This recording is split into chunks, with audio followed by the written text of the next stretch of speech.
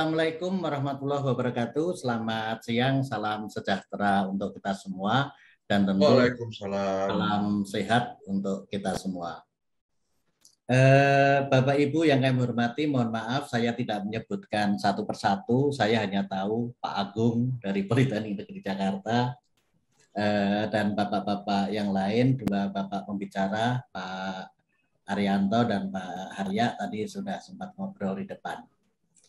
Pada kesempatan ini, seminar yang mengambil tema teknologi pelaksanaan konstruksi menghadapi dinamika peradaban era digital pasca pandemi, kami mengambil judul teknologi perbaikan tanah lunak, metode soil preloading dan vacuum preloading pada era digital pasca pandemi. Jadi sebetulnya biasanya materi ini adalah untuk kuliah tamu, perlu waktu 2 jam lebih begitu. Tapi kami harus bicara pendek pada acara seminar ini dan menyesuaikan tema kami harus membicarakan juga aplikasinya pada era digital pasca pandemik begitu. Mudah-mudahan bisa memenuhi harapan panitia. Pertama kami ingin meralat panitia selalu menyebut kami dari PT Geosistem Teknindo ya, kalau nggak salah begitu ya. Jadi yang benar adalah PT Teknindo Geosistem Unggul. Nama ini saya buat 25 tahun yang lalu pada saat saya menjadi kepala perwakilan Indonesia untuk Teknik Wis Geosistem SDNBHD, Sendirian Berhad. Kontraktor spesialis perbaikan tanah dari Malaysia. Nah, teknik Wis Geosistem saya Indonesia akan menjadi Teknindo Geosistem begitu. Tapi ketika kami mengajukan perizinan ke Kementerian Hukum, rupanya pada saat itu harus menggunakan 3 suku kata. Jadi oleh orang kementerian ditambahi unggul itu. Tapi alhamdulillah sampai sekarang masih unggul. Kemudian sebetulnya PT Teknindo Geosistem Unggul ini sudah menandatangani MOU dengan Politeknik Negeri Jakarta. Jadi kalau menyebut nama salah, barangkali yang salah saya sudah lama tidak silaturahim ke Politeknik Negeri Jakarta. Kira-kira begitulah ya. Baik, materi yang ingin kami sampaikan pertama pendahuluan. Kemudian masuk dulu ke metode perbaikan tanah lempung lunak. Lebih khusus lagi metode preloading. Kami hanya sampaikan 2 saja, metode soil preloading dan metode vacuum preloading. Baru sesuai dengan tema seminar kita bahas tentang digitalisasinya pada saat pelaksanaan pekerjaan, kemudian penutup. Oh iya, ini sengaja saya pakai warna merah-merah ya, karena ini masih 17 Agustus ini. Nah, di dalam pendahuluan ini kami ingin mengajak Bapak Ibu untuk santai sejenak, kita bergurau. Ini ada anekdot 3 keajaiban dunia. Pertama adalah piramida Mesir. Piramida Mesir dibangun membutuhkan waktu sekitar 20 tahun dan mempekerjakan lebih dari 10.000 orang budak dan banyak yang meninggal. Jadi ini kita bicara proyek-proyek besar, proyek-proyek raksasa begitu ya. Kedua adalah tembok Cina. Tembok Cina konon dibangun pada periode dinasti Qin, Han, dan Ming.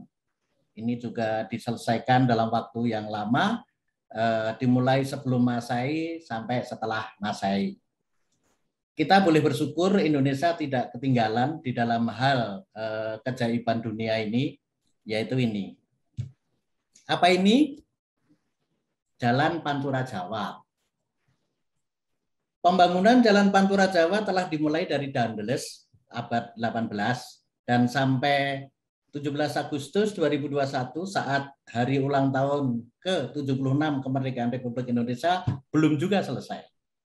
Ini jangan marah, ini hanya anekdot saja begitu. Tapi yang perlu kita seriusi adalah kenapa Jalan Pantura Jawa nggak selesai-selesai? Kenapa problem terus begitu ya? Nah, coba kita lihat, ini saya punya satu titik, satu lokasi penjadikan tanah di daerah Semarang begitu, masuk Pantura Jawa. Ada 2 titik itu deskripsi tanahnya Lanau Kelempungan, kemudian di titik lain Lempung Kelanauan begitu ya. Dan kalau kita sepakat bahwa konsistensi tanah lunak itu diindikasikan dengan nilai NSPT 10, maka ketebalan tanah lunak di daerah Semarang ini adalah 29 meter. Nah, akibatnya apa? Permasalahannya menjadi hubungan derajat dan waktu konsolidasi. Ini penurunan jalan, perkerasan jalan itu baru bisa berhenti dalam arti konsolidasi telah mencapai 90% itu setelah 230 tahun. Jadi pada tahun ini aja, tahun 2021, derajat konsolidasinya belum dicapai. Nih, kita bikin grafik hubungan derajat dan waktu konsolidasi. Ketika derajat konsolidasi tercapai, itu memerlukan waktu sekitar 230 tahun. Kemudian terhadap konstruksi apa lagi akibatnya? Kalau kita bikin hubungan tinggi timbunan dan besarnya penurunan, maka apabila pada tanah dasar dilakukan pembebanan berupa tinggi urugan tanah setinggi 5 meter, akan mengalami penurunan lebih dari 1 meter. Ini yang menyebabkan jalan mengalami penurunan dan rusak terus-menerus dan dalam waktu cukup yang lama dalam sebuah lokasi ternyata baru akan selesai 230 tahun kemudian. Nah, ini sebetulnya tadi sudah dilihat di deskripsi tanah, ini bicara kita masalah tanah lempung lunak. Dan kondisi ini tidak hanya di Semarang. Yang biru-biru ini semuanya adalah distribusi lokasi lempung lunak di Indonesia. Pantai Utara Jawa, Pantai Timur Sumatera, Pantai Selatan Kalimantan, dan seterusnya. Ini baru yang lempung lunak, belum yang gambut. Kalau di Jawa secara teknis kita anggap tidak ada gambut. Gambut itu ada di Pantai Timur Sumatera, Pulau Sumatera, kemudian Pantai Selatan Kalimantan Selatan, Kalimantan Tengah, dan Kalimantan Barat juga ada di Papua. Kalau kita lihat bicara tanah lunak secara komprehensif, jadi tanah lunak itu ada lempung lunak dan gambut, kondisinya seperti ini. Kalau di Jawa nggak usah mikir gambut, lempung lunak saja. Nah, ketika di pantai timur Sumatera, Pulau Sumatera, ini ada pit gambut, ada SC soft clay, ada lempung lunak. Demikian juga di Kalimantan Selatan, Kalimantan Tengah maupun Kalimantan Barat. Nah, kita masuk. Kondisi-kondisi seperti itu bagaimana metode perbaikan tanahnya? Menurut SNI 8460/2017 tentang persyaratan perancangan geoteknik, perbaikan tanah itu dilakukan setelah ada 4 kondisi. Pertama, tanah berpotensi likuifaksi. Kedua, tanah berpotensi mengalami penyebaran lateral. Ketiga, tanah berpotensi terjadi perbedaan penurunan yang sangat besar antara struktur yang berdiri di atas fondasi dalam dan tanah di sekitar lokasi pekerjaan. Keempat, terdapat potensi penurunan total yang tidak dapat ditoleransi. Kalau kasus yang kami sebutkan di Pantura tadi, itu yang pasti adalah keempat ini, penurunan total tidak dapat ditoleransi. Satu. Kedua, perbedaan penurunan yang sangat besar antara struktur yang berdiri di atas fondasi dalam dan tanah di sekitar lokasi pekerjaan. Ini terjadi di jembatan-jembatan ya, di operasi jembatan. Kita kalau melewat jalan raya, kemudian ketemu jembatan, maka mobil kita akan terbang ke atas, begitu. Kemudian menurut SNI lagi, SNI 8460/2017 tentang persyaratan perancangan geoteknik, perbaikan tanah itu dibedakan menurut jenis dan ukuran butirannya, mulai lempung, lanau, pasir, atau kerikil.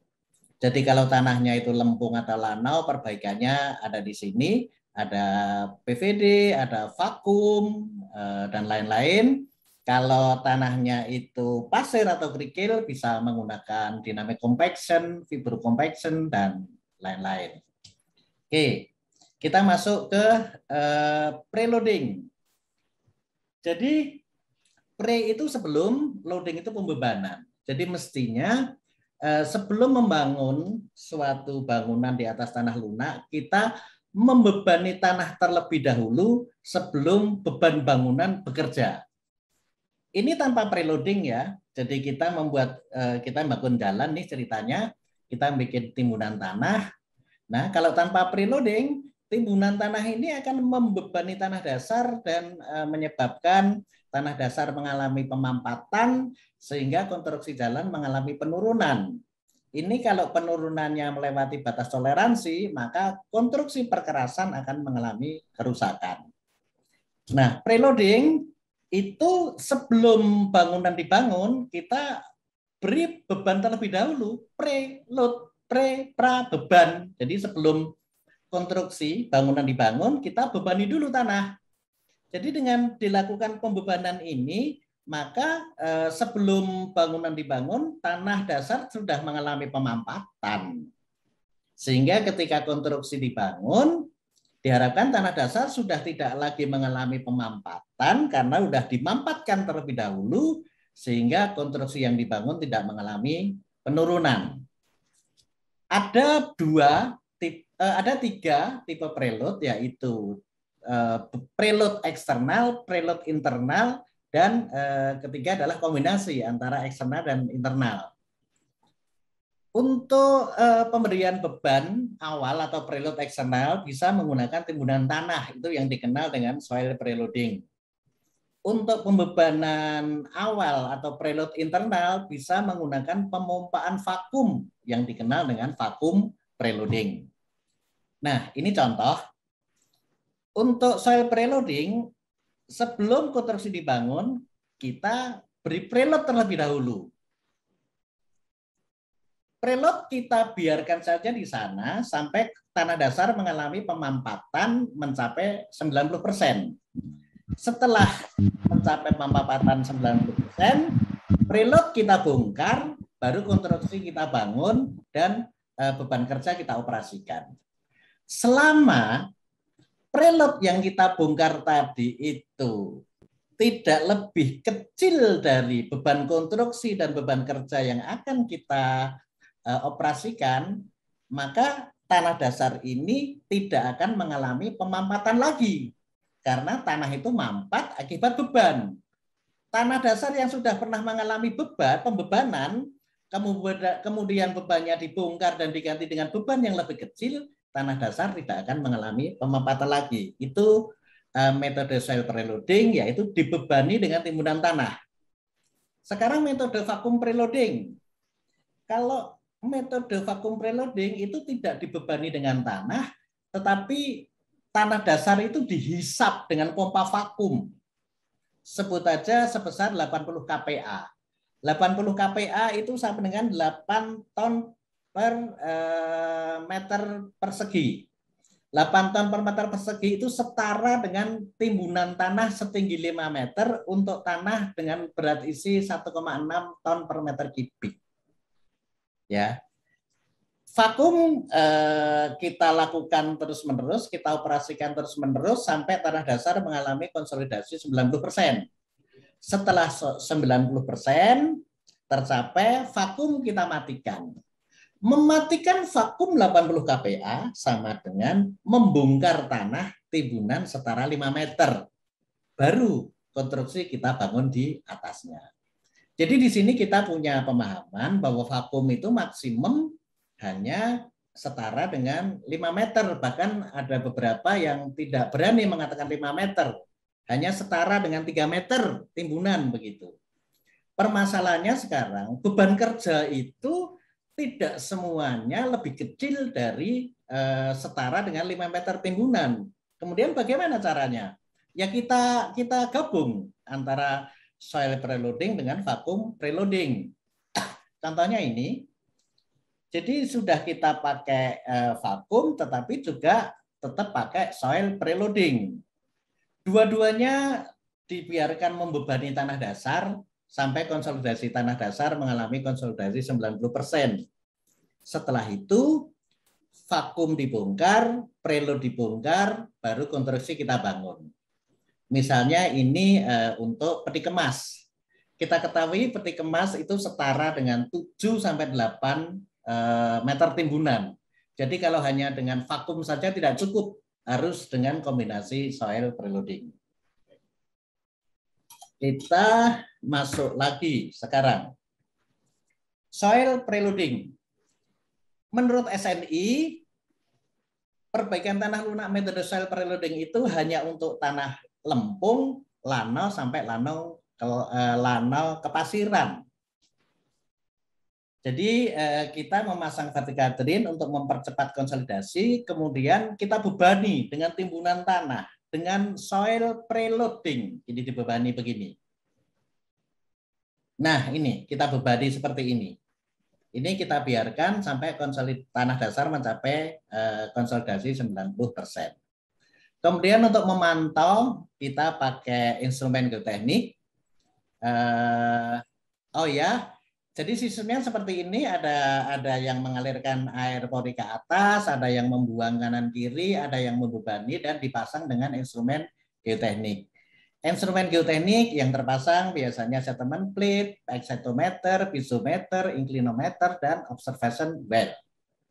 Baik, sebagai gambaran, contoh aplikasi metode soil preloading kita sampaikan pada jalan arteri di Banjarmasin, Kalimantan Selatan. Ini kondisi existingnya, kemudian kita stripping, kita gelar geotekstil, kita kerjakan timbunan. Nah, ini mulai masang vertical drain, PVD, prefabricated vertical drain. Kita kemudian masang pekerjaan PHD, prefabricated horizontal drain. Kemudian mulai kita timbun preload. Nah, selama pekerjaan berlangsung, kita lakukan monitoring terhadap instrumen geoteknik.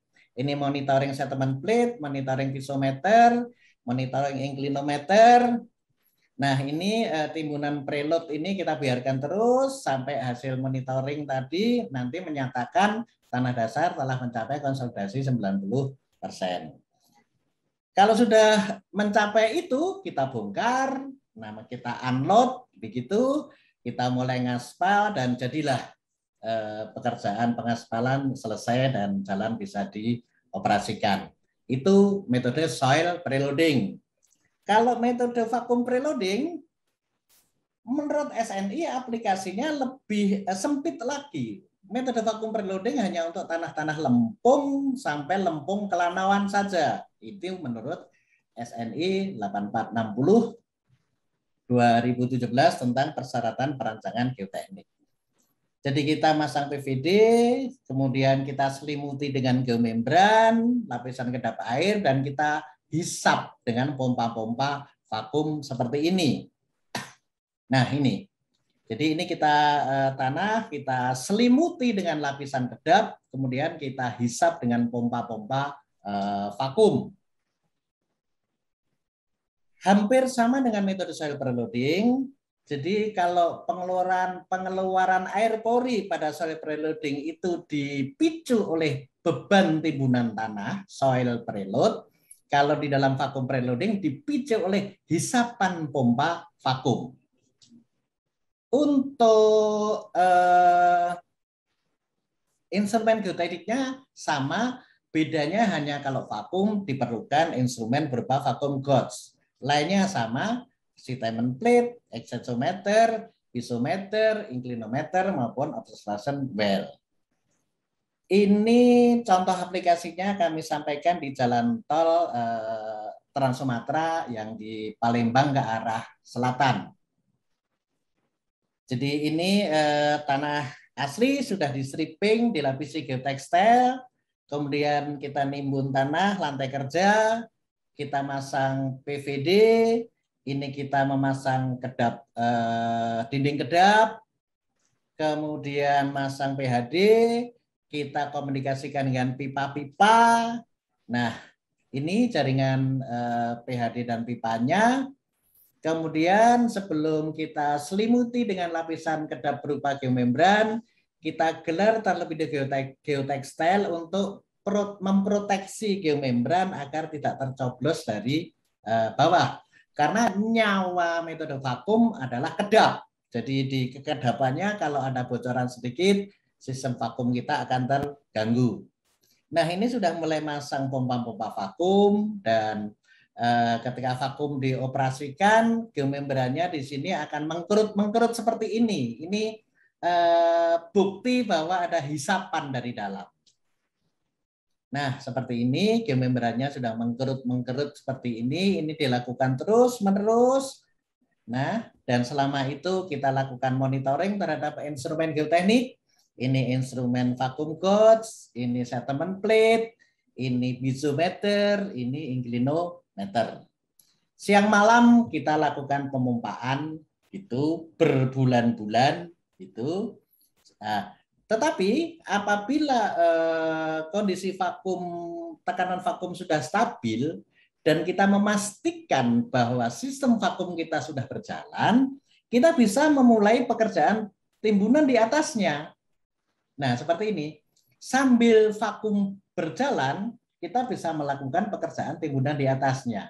Namun ingat, karena vakum masih bekerja, lapisan kedap ini harus kita proteksi dulu agar tidak kecoblos material runcing di atasnya. Jadi kita gelar geotekstil non-woven. Seperti ini.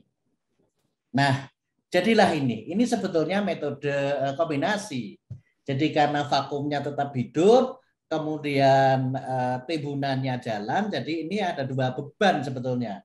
Beban dari dalam berupa vakum dan beban dari luar berupa soil preloading. Kemudian setelah mencapai konsolidasi 90%, kita lakukan leveling, kita gelar agregat, kita aspal, dan sudah bisa dioperasikan. Bapak Ibu, kita sekarang masuk ke digitalisasinya.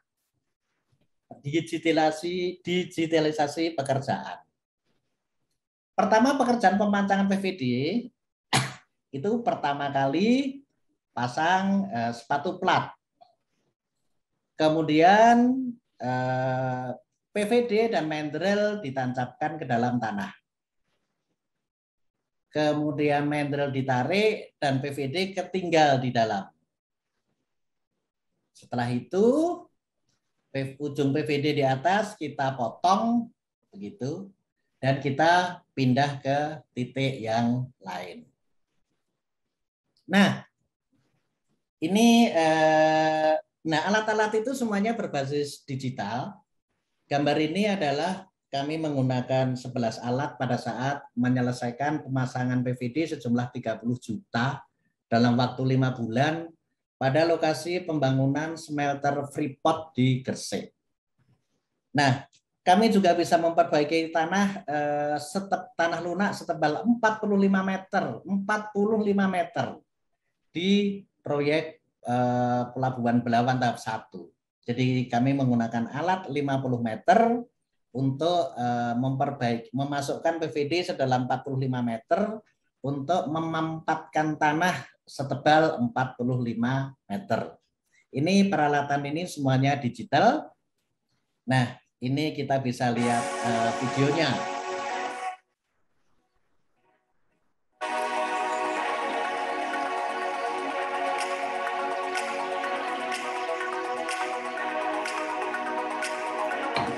Nah, ini pindah titik, masang sepatu plat, kemudian mandrel dan PVD kita tancapkan ke bawah, kemudian mandrel kita tarik ke atas, PVD ketinggal di bawah. Nah, untuk mengetahui kedalamannya ini dan lokasi-lokasi titiknya, kita sudah menggunakan data logger. Nah, ini data logger. Dan data logger bisa diakses ke laptop dan setelah sudah jadi file laptop bisa dibawa ke bentuk apapun. Data aslinya adalah seperti ini, rekaman data pemancangan PVD asli seperti ini, tapi bisa kita kemas menjadi bentuk-bentuk laporan seperti ini. Misalnya titik 1 kedalamannya berapa, saat nancep itu berapa detik, begitu ya. Oh, ini total produksinya saat nancep berapa detik, kemudian posisinya ada di koordinat mana, kemudian melebihi atau kurang dari yang direncanakan, begitu. Tetapi alat ini sebetulnya operatornya itu hanya menggerakkan peralatan aja mau dibawa ke titik mana.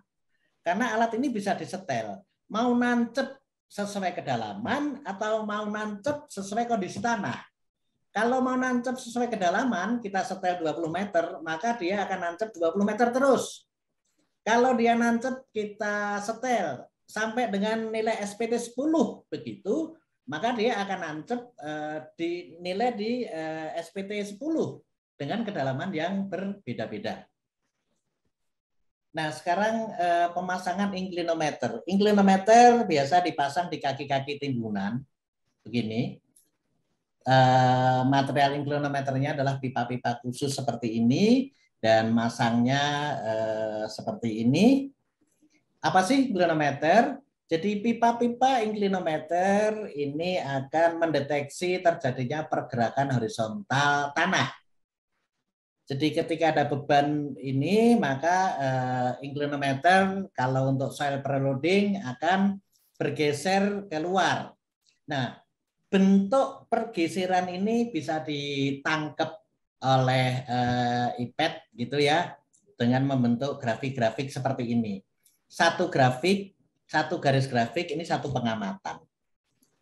Jadi ini torpedo ini kita masukkan ke dalam pipa dan nanti dengan iPad ini kita bisa langsung lihat datanya.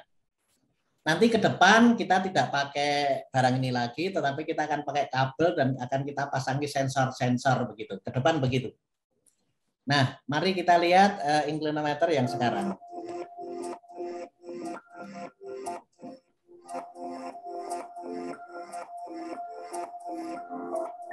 Ini memasukkan torpedonya ke bawah.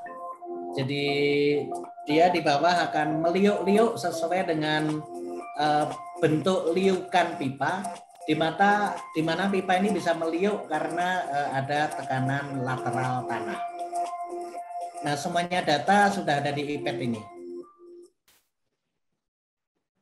Ini rekaman data asli dari iPad, ya. Side A, side B ini artinya dia bisa melihat gerakan ke arah utara selatan maupun timur barat. Sehingga kita dari data asli bisa kita ambil grafiknya. Ini menunjukkan bahwa rupanya tanah itu bergerak sampai kedalaman 17 meter. Geraknya ke arah mana? Ini ada grafik tampil dari atas. Jadi kita tahu geraknya arahnya ke mana, kemudian gerakan deformasinya yang sudah terjadi seberapa jauh, berapa senti begitu. Itu inclinometer. Sekarang vibrating wire pisometer. Vibrating wire pisometer biasanya dipasang di tengah-tengah timbunan. Barangnya seperti ini sudah berbasis elektrik begitu ya. Jadi ini tip ini kalau kita masukkan ke dalam tanah, ujungnya sudah ada sensor. Nah, ketika ada tekanan air pori, maka di sini sudah secara elektrik akan sampai ke readout alat baca kami. Masangnya seperti ini, jadi ini tip pisometer kita masukkan ke dalam tanah. Nah, kemudian ini kita baca. Ini sudah sistem elektrik. Di sini sudah keluar angka secara digital. Kita ketahui bahwa kalau semuanya sudah berbasis elektrik itu dibawa ke digitalisasi akan relatif lebih memungkinkan begitu. Kita lihat videonya.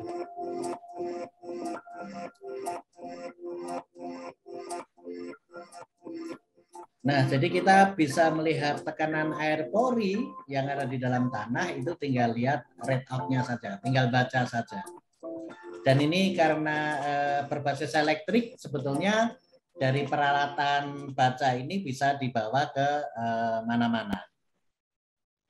Ini rekaman datanya dan bisa kita grafikkan bahwa tekanan pori akan naik dan akhirnya akan kembali ke semula. Minimal 90% kembali ke tekanan awal. Nah, bicara digitalisasi itu sebetulnya data-data yang sudah dihasilkan itu bisa dimasukkan di remote terminal unit. Dan dengan zaman sekarang, dengan satelit, dengan internet, maupun dengan radio wave, itu bisa dikendalikan di jarak yang agak jauh, telemetri, begitu ya. Atau dengan LAN, kalau LAN berarti kita membuat pusat pengendali data atau rumah data. Pembicara kedua Pak Harya, itu beliau sumber daya air. Tentu hal ini sangat paham. Di Indonesia hal-hal seperti ini yang merintis pertama kali adalah bendungan. Jadi bendungan itu ada beberapa instrumen yang dipasang yang berbasis elektrik sehingga data-data itu dikumpulkan di pusat data, ya. Dan dari pusat data itu bisa jadi kita tidak harus memeriksa setiap alat-alat yang kita pasang, tetapi semuanya sudah dikumpulkan di rumah data dengan monitor, kita bisa melihat di sana. Saya dulu pernah mimpi besar ketika dari ITS ada ide bahwa semua jembatan-jembatan panjang di Indonesia itu akan dipasangi instrumen dan di konsep telemetri dan dikendalikan dari gedung ITS. Jadi kalau ada angin besar melanda jembatan panjang itu akan ada early warning. Kalau ada jembatan yang lendutannya sudah hampir melebihi toleransi, itu sudah ada early warning begitu. Nah, tapi mimpi itu sampai sekarang belum terlaksana. Nah, sekarang mimpi kami mulai lagi ketika mahasiswa-mahasiswa ITS itu mengajukan program kreativitas mahasiswa PKM tahun 2021 untuk PKM 5 bidang dan PKM Gagasan Futuristik Konstruktif GFK, ya. Ini ada 2 penelitian yang menyangkut kami. Jadi ini penelitiannya mahasiswa yang dibiayai oleh Dikti. Pertama adalah inclinometer berbasis Internet of Things sebagai solusi PT Teknindo Geosystems Unggul dalam memonitor pergeseran tanah secara real time. Kedua adalah settlement plate berbasis Internet of Things sebagai solusi PT Teknindo Geosystems Unggul dalam mengurangi biaya monitoring penurunan tanah. Nah, ini penelitian ini akan dikembangkan tidak hanya mahasiswanya tapi oleh dosen pembimbingnya, dan dengan kami sedang bersama-sama mendraft surat perjanjian. Arahnya karena ini akan ke hak paten ini arahnya nanti. Mohon doa restu Bapak Ibu sehingga digitalisasi teknologi perbaikan tanah segera akan terrealisasi. Sebagai penutup, kami sampaikan bahwa pembangunan konstruksi pada lapisan tanah lunak di wilayah ekonomis di Indonesia tidak bisa dihindari. Mau tidak mau, kita akan ketemu tanah lunak. Kunci keberhasilannya terutama terletak pada pemilihan teknologi perbaikan tanah lunak yang diaplikasikan. Kita bersyukur sudah ada SNI. Jadi tadi saja soil preloading dan vacuum preloading aplikasinya adalah pada tanah yang berbeda. Pada masa pandemik atau endemik, sekarang ada ahli yang mengatakan hiperendemik yang cocok di Indonesia. Aplikasi teknologi berbasis digital akan mengurangi jumlah mobilitas dan kerumunan tenaga kerja sehingga penyebaran atau penularan virus COVID-19 bisa direduksi. Pada teknologi perbaikan tanah lunak, metode soil preloading dan vacuum preloading, peralatan berbasis digital yang telah diaplikasikan baru pada peralatan pemancangan prefabricated vertical drain, inclinometer, dan pisometer. Itu pun belum terintegrasi dengan aplikasi teknologi telemetri. Tapi saya tidak berkecil hati. Saat ini mahasiswa ITS sedang melakukan penelitian aplikasi teknologi Internet of Things pada peralatan instrumen geoteknik milik PT Teknindo Geosystems Unggul. Diharapkan penelitian ini bisa dilanjutkan dengan mengintegrasikan aplikasi teknologi telemetri. Bapak Ibu, sebelum saya tutup, saya ingin sampaikan bahwa kami terbuka sekali dengan perguruan tinggi. Kami punya MOU dengan lebih dari 40 perguruan tinggi. kami sudah mohon maaf ya, dalam tanda kutip sudah menghasilkan 2 dokter di Universitas Hasanuddin, 1 dokter di ITS, hampir 1 dokter di UGM, dan sekarang sedang berjalan, sedang akan dimulai 1 dokter dari Universitas Diponegoro Semarang. Sekian, terima kasih. Assalamualaikum warahmatullahi wabarakatuh. Waalaikumsalam Bapak. Terima kasih Bapak. Sebelumnya Pak, terima kasih atas izin Pak. Maaf saya tadi belum mengaktifkan video. Bapak Wahyu izin Pak, terima kasih atas paparannya yang sangat easy untuk dimengerti Pak, sangat simpel dan juga sangat komunikatif Pak terhadap kita-kita yang mungkin beberapa masih ada yang harus mengerti dari awal Pak. Terima kasih Pak untuk paparannya yang sangat simpel dan sangat baik untuk dimengerti Pak. Mungkin untuk mempersingkat waktu Pak, saya sudah dapat sebenarnya beberapa pertanyaan Pak. Ini sudah banyak sekali nih Pak Wahyu, ini sangat terkenal ini Pak Wahyu. Ini sudah dapat 2 pertanyaan Pak. Mungkin saya satu lagi mungkin ya Pak. Ya, Pak Agus Murdioto Pak dari Politeknik Jakarta Pak. Silakan Pak. Langsung nih Pak Agus. Siap, terima kasih. Siap, saya duluan ini Mas. Nanti saya catat dulu Pak. Sudah ada 2 Pak. Silakan. Silakan Pak Agus. Duluan nggak apa-apa Pak. Oh baik, terima kasih. Terima kasih. Selamat siang Pak Wahyu. Siang Pak. Saya ingin menanyakan tadi kan dari paparan Bapak khususnya untuk perbaikan tanah yang urukan ya Pak ya. Nah, dengan menggunakan teknologi yang Bapak terapkan, saya ingin menanyakan yang paling bagus itu urukan itu per berapa sih per layernya itu? Apakah setengah meter compacting ataukah 1 meter compacting atau 20 cm compacting yang bagus yang Bapak terapkan selama ini menggunakan peralatan-peralatan yang Bapak sampaikan tadi. Itu saja sih Pak, supaya di lapangan itu sudah ada pengetahuan bahwa yang bagus itu yang seperti ini. Karena kalau itu puluhan kilometer dan harus dilakukan pengurukan, itu kan yang menjadi tanda tanya adalah ya ketinggian tadi itu, sehingga compactingnya itu bagus, hasilnya bagus. Terima kasih, itu saja Pak Wahyu. Terima kasih Pak Agus. Langsung atau ditampung? Langsung Pak Wahyu, silakan Pak. Ya Pak Agus, terima kasih pertanyaannya. Mohon maaf Pak Agus ya, yang saya urusi adalah tanah dasarnya Pak Agus. Jadi untuk tanah timbunannya biasanya dikerjakan oleh kontraktor spesialis lain Pak. Jadi yang kami hanya ikut monitor mengenai beban timbunan terhadap tanah dasar, Pak. Nah, tetapi di sini ada problem sebetulnya, Pak. Preloading prabeban itu yang kita hitung itu kan berat, Pak ya. Ya. Berat itu adalah tinggi kali berat isi begitu.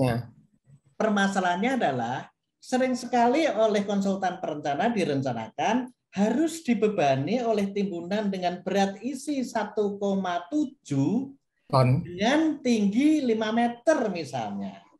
Kenyataannya di lapangan berat isinya oleh kontraktor itu nggak mencapai 1,7. Hanya 1,6 bahkan 1,5. Ya, ironisnya lagi hal seperti ini belum masuk spek Bina Marga Republik Indonesia Merdeka. Jadi mereka masih mengukur kepadatan yang seperti Bapak sampaikan tadi.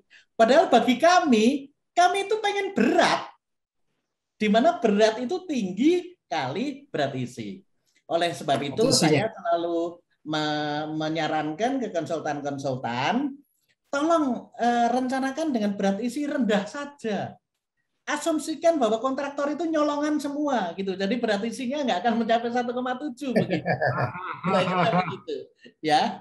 Nah, ini suka-suka oleh bapak-bapak yang baru pulang dari luar negeri, belum punya pengalaman di Indonesia. bikin berat isi 1,8. Buka textbook, pasir itu 1,8 di textbook gitu. Di lapangan tidak ada berat isi 1,8. Di lapangan itu 1,5, 1,6 begitu. Gitu Pak Agus, gurauan saya. Terima kasih. Terima kasih. Lagi Pak. Pak, saya ada lagi Pak untuk ya penanya yang di luar chat Pak. Jika tidak ada, saya akan bacakan yang chat. Oke Pak, saya bacakan yang chat ya Pak. Yang di chat ada dari Bapak Ahmad Runajaya lagi nih Pak, bertanya Pak. Izin bertanya Pak Wahyu. Satu Pak, ini ada 2 pertanyaan atau 3 pertanyaan mungkin Pak. Jadi satu untuk Jalan Lingkar Basirih yang di Kalimantan Selatan. Tadi apakah tipe tanah gambut di sana sesuai dengan metode yang dilaksanakan? Dan apakah dipantau perbandingan penurunannya Pak? Terus untuk jalan tol yang di Sumatera tadi, apakah itu jalan tol Palembang Indralaya yang dikerjakan oleh Utama Karya? Kalau iya, teknologi PVD-nya dari Cina atau bagaimana Pak? 3, untuk jalan Pantura, apakah terjadi begitu karena memang sejak awal tidak didesain untuk lintas harian rata-ratanya, LHR-nya, atau bagaimana Pak? Baik. Mungkin langsung dijawab aja Pak, silakan. Baik. Pertama untuk yang Banjarmasin tadi ya. Jadi di Banjarmasin tadi itu sebetulnya jalan itu kan dulunya 1 jalur, kemudian kembar. Dua-duanya kebetulan saya terlibat. Jadi pertama yang selatan itu Pak Trunajaya dulu pakai geotextile saja dulu. Betul Pak. Itu tahun udah lama Pak. 2000-an. Oke. Ya, betul. Itu pakai geotextile saja. Kemudian yang satunya itu menggunakan metode soil preloading. Nah, saya boleh cerita karena Bapak dari PU. Ya. Betul Pak. Dan saya di sana Pak. Dan saya di sana pada saat yang lama. Oh, yang lama Pak ya. Nah, yang baru ini akhirnya kita banyak diskusi-diskusi dan akhirnya gara-gara proyek ini Pak, itu Bina Marga mengeluarkan spesifikasi interlim Pak ya, tentang khusus baik. Interlim tentang PHD, tentang instrumen geoteknik dan tentang PVD Pak ya. Baik. Proyek ini adalah proyek Bina Marga pertama kali yang menerapkan spesifikasi interlim Pak, gitu ya. Betul. Nah, ya tentu spesifikasi khusus interlim itu kan kita terapkan pada saat sudah pelaksanaan Pak ya. Betul, untuk mengejar spek kan belum ada Pak, di perencanaannya belum ada. Nah, kami itu sebetulnya kalau boleh curhat Pak ya. Boleh Pak. Saya tadi juga dengar Bapak bilang bahwa ada tentang apa tadi, tentang standar yang apa itu, nanti kalau boleh saya minta nomor Bapak deh. Siap. Ya. Kalau berkenan. Suka-suka begini Pak, konsultan perencana itu ketika awal-awal merencanakan, atau saya nggak tahu, atau ini kesalahan membuat kerangka acuan kerja ya. Jadi melakukan penyelidikan tanah, itu tidak terpikirkan bahwa itu tanah lunak yang harus ada pekerjaan perbaikan tanah Pak. Contoh, Jalan Tol Trans Sumatera. Beribu-ribu titik penyelidikan tanah tersedia Pak. Tetapi mencari tes tanah konsolidasi yang ada parameternya CV, CC, barang langka Pak. Padahal, parameter mekanika tanahnya Pak ya, maaf. Konsolidasinya. CV, CC itu parameter khusus untuk mendesain perbaikan tanah lunak. Kenapa? Karena barangkali dulu di awalnya itu yang terbayang adalah jembatan dan gorong-gorong, Pak. Jadi mereka yang penting sondir, SPT, begitu. Iya betul. Padahal untuk seperti yang kami sampaikan tadi, itu kalau tidak ada CV, nggak bisa apa-apa, Pak. Izin Pak, mungkin apakah standar Bina Marganya itu yang perlu kita perbaiki? Bicara sekarang gini Pak, ada kitab suci yang lebih afdol Pak. SNI yang kami sebut tadi, Pak. SNI itu sekarang, SNI Perancangan Geoteknik itu sudah nyebut, Pak. Kalau jalan runway itu satu titik, setiap satu, jarak antar titik berapa? Sudah ditentukan, Pak. Izin, Pak. Izin. Ya. Kalau boleh diskusi. Jadi gini, Bina Marga itu mungkin Bapak kenal. Mereka punya SOP. Jadi mungkin SNI itu yang perlu kita adopt ke SOP dan spek teknis kita, Pak. Mungkin saya juga belum cek itu. Sebetulnya saya optimis saja, Pak. Kebetulan Dirjen Bina Marganya kan orang geoteknik, Pak. Jadi diajak ngomong geoteknik paham banget, Pak. Iya, yang sekarang ya, Pak Edi ya. Iya, gitu. Gitu, Pak. Begitu, Pak, siap. Ya. Ya. Makasih, Pak, yang nomor 1 karena kontraktornya kebetulan saya tahu juga. Pertama juga Wika kalau nggak salah. Lain ya. Pertama dulu yang grupnya Mbak. Yang pertama yang Raden Panji Suparto. Saya masih ingat sekali. Padahal udah lama itu ya. Sama Yala Perkasa, Pak. Yala Perkasa. Ya. Nah, sekarang Wika. Monggo, Pak. Baik. Oh iya, maksudnya perbandingan antara jalan lama dengan jalan yang baru bagaimana, Pak? Nah, itulah, Pak. Saya sih sebetulnya suka-suka usil, Pak. Saya itu suka-suka usil di Jalan Mer, Pak. Di Surabaya. Itu saya suka-suka pasang paku payung, Pak. Paku payung saya tancapkan di aspal. Kemudian secara berkala itu suka saya tembak, elevasinya turun berapa, begitu, Pak. Sayangnya saya di Banjarmasin tidak usil, Pak, gitu. Gitu ya. Jadi siap. Oke, itu yang nomor 1, Pak ya. Yang nomor 2, Pak. Saya itu ngerjakan PPKA, Pak. Yang Palembang ke Selatan, Pak. Yang pematang panggang Kayu Agung, Pak. Foto-foto tadi pematang panggang Kayu Agung seksi 2, Pak. Gitu, ya. Jadi kami ikut Waskita, Pak, Waskita Karya. Gitu, Pak ya. Siap. Terus yang nomor Cina atau bukan? Saya Jawa, Pak, Surabaya, Rek. Inilah saya pesan ke teman-teman ya. Ngomong gitu aja kok harus Cina sih, Pak. Jadi jangan sampai kita itu hanya diwarisi oleh fisik jalan tol, tapi kita harus merebut teknologi jalan tolnya, Pak. Ngono wae kok gawe Cina. Saya bisa kok, Pak. Nah, dan saya sudah membuktikan porsi Cina sudah saya rebut banyak. Saya banyak kerjakan, Pak, di jalan tol Trans Sumatera. Uang Indonesia, Pak. Gitu. Oke, yang nomor 3 tadi agak lupa, Pak. Ini, Pak, untuk Jalan Pantura, Pak. Bagaimana itu kondisinya masih seperti itu? Apakah desain awalnya LHR-nya salah? Ya, ingat. Bapak, kalau Bapak sering hitung-hitung gitu, Pak ya, traffic, pengaruhnya traffic ke tanah dasar itu kecil, Pak. Bahkan semakin tinggi timbunan, traffic itu bisa dianggap nggak ada, Pak.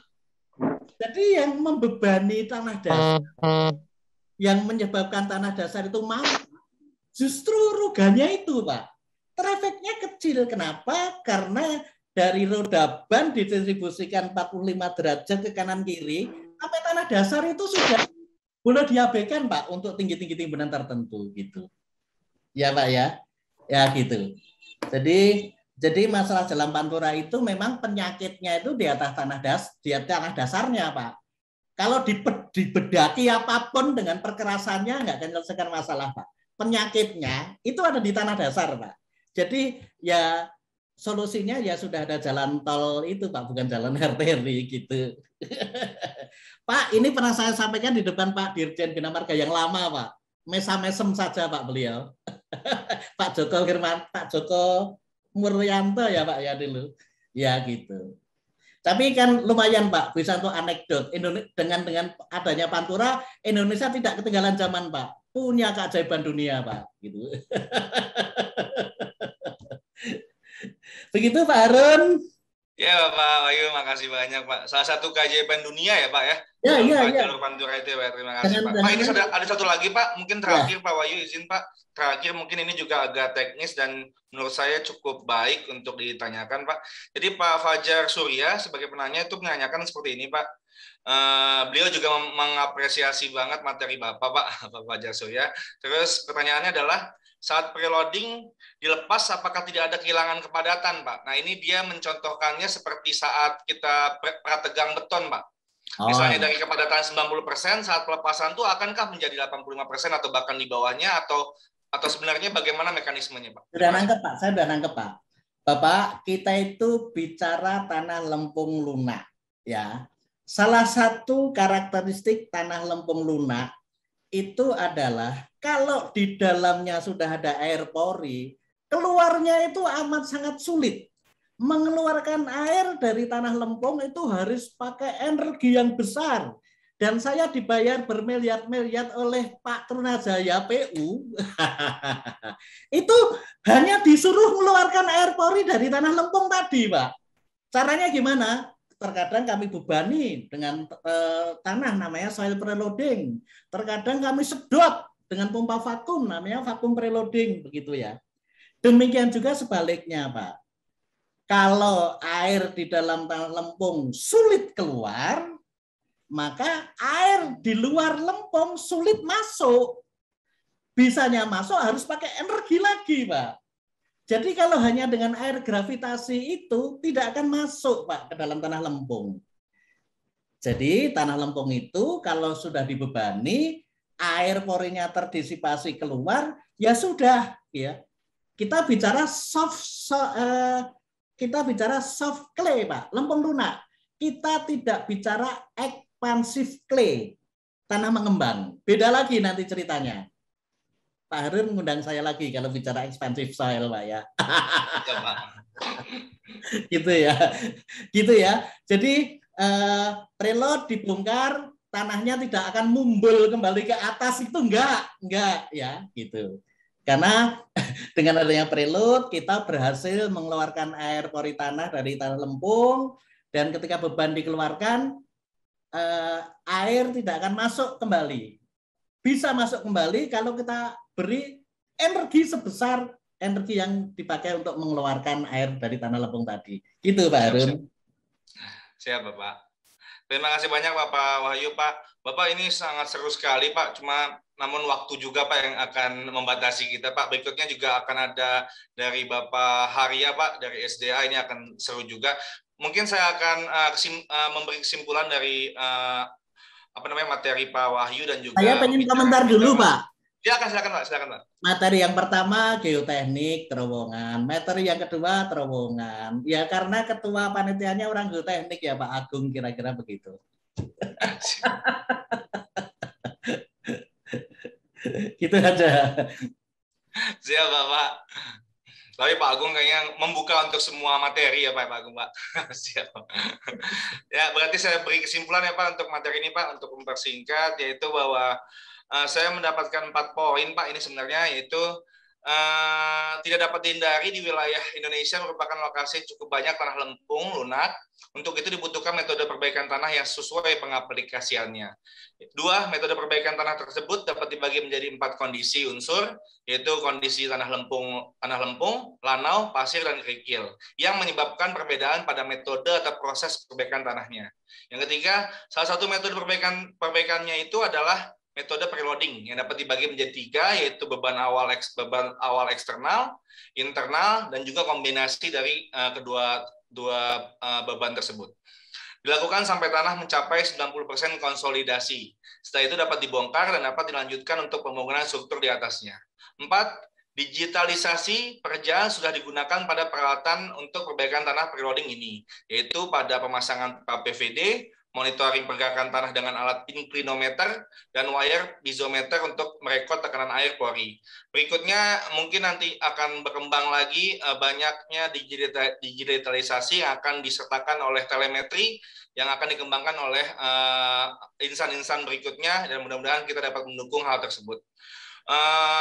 Menurut saya cukup Pak dari saya, Harun Al-Rasyid Pak, dan juga Bapak Wahyu P.